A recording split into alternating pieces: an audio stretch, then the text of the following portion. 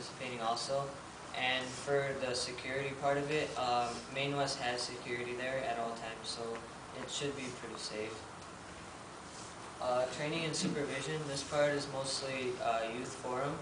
When American Cancer Society comes in, they'll be training team captains and club presidents, and they'll be making sure they know what they need to do to be a part of Relay for Life. And yeah, they're going to help us a lot with also the clubs. And for media coverage, if the whole district is involved in something that's raising money for cancer, then I'm sure that media will be thrilled to have an article written about this. And we talked to Pinocchio's and Dairy Queen and many other small businesses around the community that can put an advertisement or like papers or brochures around in their restaurants, so that we can spread the word around not only in our school but in our community. And we talked to the Maine East Pioneer Press, and they said they'll be willing to write an article about everything that we're trying to get accomplished. Okay, because we have so many activities planned to help accomplish our goal, we have to start things as soon as we possibly can. So we are going to hold Mr. Demon off probably until our senior year, because it is a big event that requires lots of planning. But as soon as we can, we want to set up a bake sale outside the cafeteria one day after school for every month. And we want to set this High Schools Against Cancer Club, and we want to put the change cups in the cafeteria. Around November and December, we will set Google as a homepage for 1 week. We will continue with the activities for the club, and we will start to organize the district-wide challenge. For January, we will have the t-shirt design contest, and we will place the order for the design that wins, and we will continue for the club. February, we will set up the information table outside the cafeteria to help inform students about cancers, and we will sell t-shirts.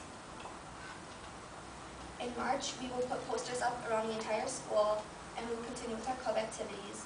In April, we hope to have it be the last youth forum that comes to the school to inform team members and club leaders about Relay for Life, and we will continue with our club activities. In May, we will figure out how many teams we have for Relay for Life, and we will continue with our club. And in June, we will finalize all the plans for Relay for Life, and we will hold the event. Our budget, because we want to raise $3,000, that is a lot of money to raise, especially in the course of 2 years. So we have to be careful with how much we spend and how much we hope to raise. So over the course of the entire 2 years, we hope to raise approximately $4,000.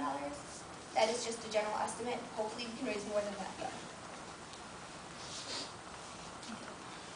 I'm Joanna Hidalgo, and I have a cousin. His name is Gregory Gonzalez, and he died of leukemia at the age of 2 in 2000, and well, since he was 2, there wasn't a lot he could do to prevent it. And when I met him, he was like a very smart kid, and he was full of joy, but still there wasn't a lot I knew about him, and I wish I could have. And this just shows that cancer can come in at any time and just take anyone.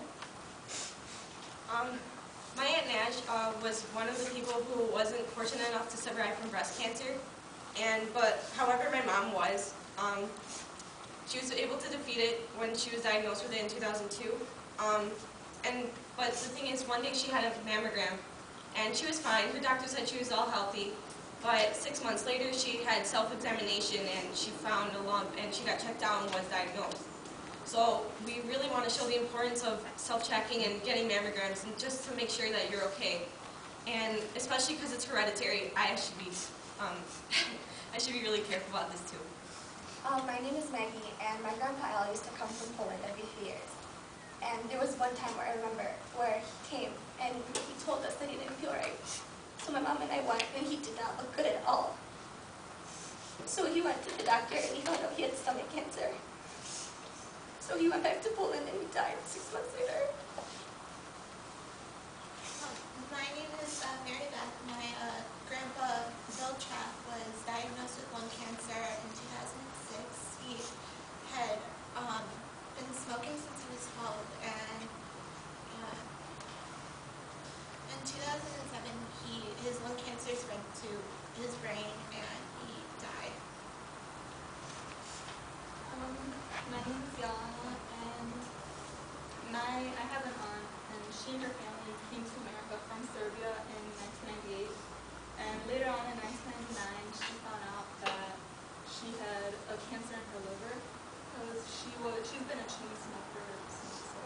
preteen years. And she came to drink sometimes. And she found out that she actually had that disease. She had cancer for like years before she found out she was diagnosed with it. And she said that they said that she only had like 3 months to live. So she ended up dying actually 2 months later on March 5th. I'm Rishi Shah, and my aunt Shama Shah. She was diagnosed with breast cancer last year, and she went just for a regular physical, and the doctor noticed abnormalities, so he said that she might have breast cancer and that she should get it checked, and it turned out that she did, and she was diagnosed. So, and then the lucky thing was that the fact that the doctor caught it, he caught it early, so she was able to be like fully recovered, and now she's fine. But one thing that like when we all went to go see her, one thing that she really pointed out was that learn one thing from me, and that's that you should always get checked, even if it's not in your family, even if it's just you don't think anything's wrong. The most important thing is at least once a year get checked. And our whole project is to make sure that our main students know that, and our teachers, that every year they should be getting checked, because you never know when it can happen, and there's certain cancers that can happen at our age, and that's the part of the awareness that we're trying to get to.